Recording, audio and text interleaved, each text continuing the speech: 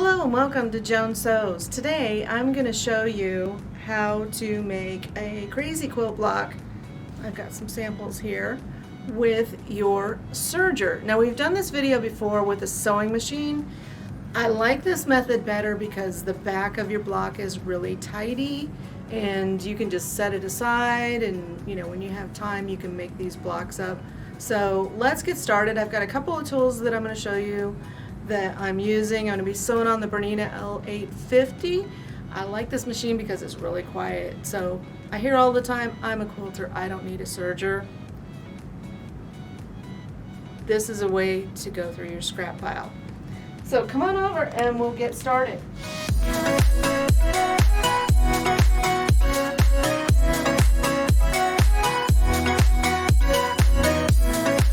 So you're going to need a pair of scissors. I like to use this. This is the multifunction finger presser tool. It's got a really long name, but it's a really handy tool. You can use it as a stylus, press your seams, all kinds of uses for this. It's $7.99. You can get it on the quiltershq.com website. The number for the product is 593401. And we might be able to include a link for that down below.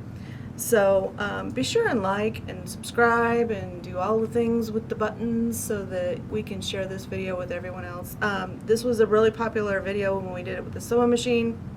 And so with the serger, the nice thing about this is it really just cleans up all of these edges on the back of your block. So when you're sewing over multiple, see, it makes a nice pointing tool too. When you're sewing over all of these seams and intersections, this can get really bulky and you have to go back and trim it when you do it with your sewing machine. When you do this with your serger, it's all done for you. So I've got my scrap pile here, and so I love AccuQuilt and I use their product all the time, but I have a lot of stuff like this. And so some people use it in dog beds, but this is way too cute to use in a dog bed, and it's a pretty decent sized piece of fabric. So to make these, all you're going to do is find a good coordinating fabric, and you're just going to pair it up just like this. And these aren't ironed. I'll iron these later before I cut them out. And you just put it under your presser foot. Just slide that up under there, and you're going to trim off a little bit because you want this seam to be pretty even.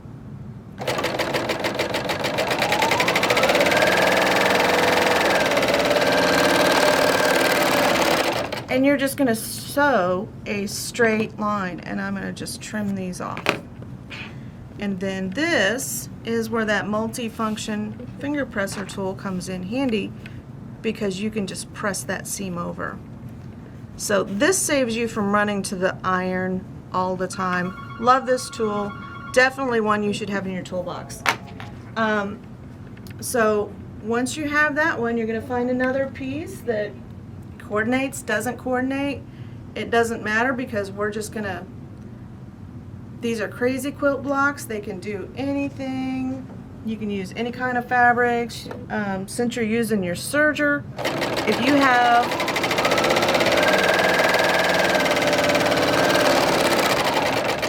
if you have like some old doilies in your house that might have a coffee stain on them that you don't want to throw away, you can actually put that on top of the fabric and sew that in as well. So again, I'm just going to press here.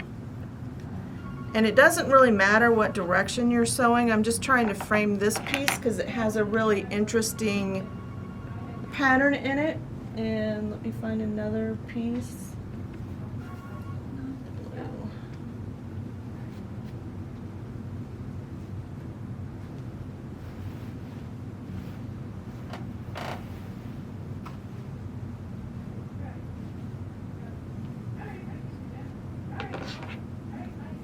Here's a good one. Found this nice little piece of blue. I'm going to sew this on right here.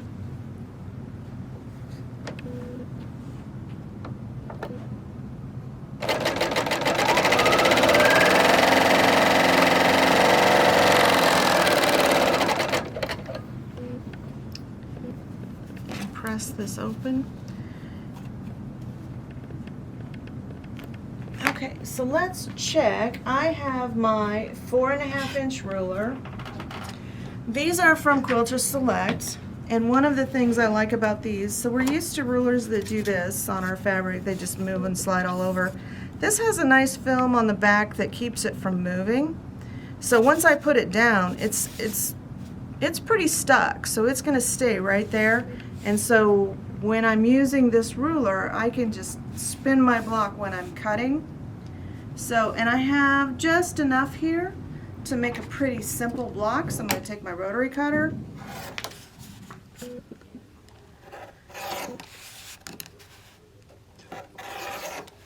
And there's the next block in my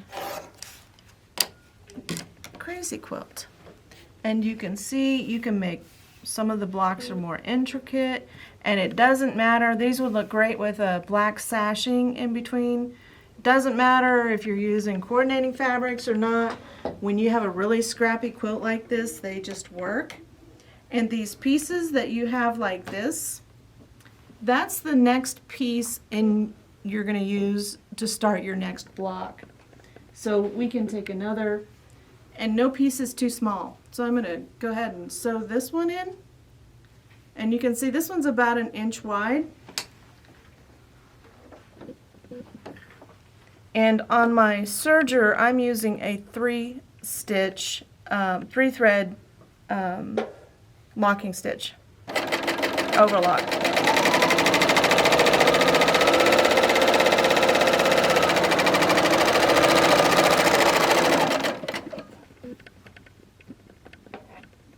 You do kind of lose your tools in your scrap pile over here.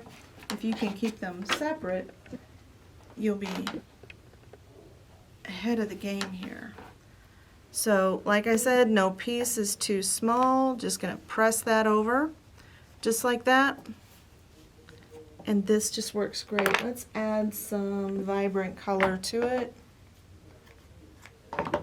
with this blue solid. Now I know I have a salvage here and I don't want that in my piece, so I'm going to sew it just right here on this edge. And then we're going to trim that off later.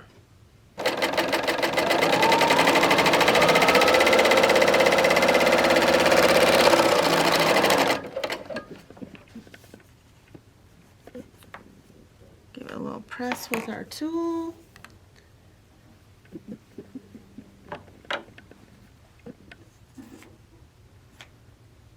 Here's a cute little red fabric. I'm going to put this one right there.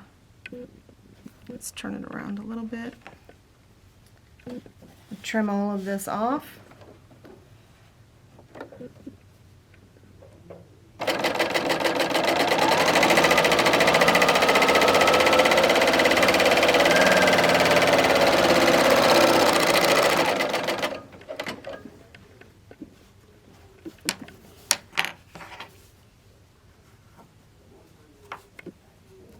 And the cool thing about this, it's just something that you can have around your house to do when you feel like sewing but you don't feel like making something.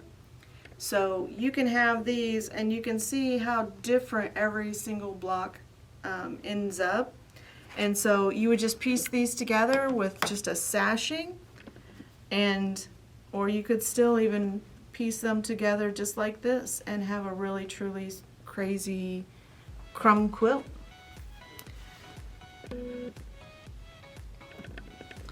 Thanks for joining us for this video. I hope it's helpful for you. If you've got a scrap stash like this and no scrap is too small, I can still use this one. And I hope you have fun exploring this new technique. Be sure to follow us on YouTube and Facebook, and we have a live show every Tuesday night from 6 to 7 Central. JoanSews, where we do more demos, we do sew-alongs, and we have a lot of fun. We'll see you then.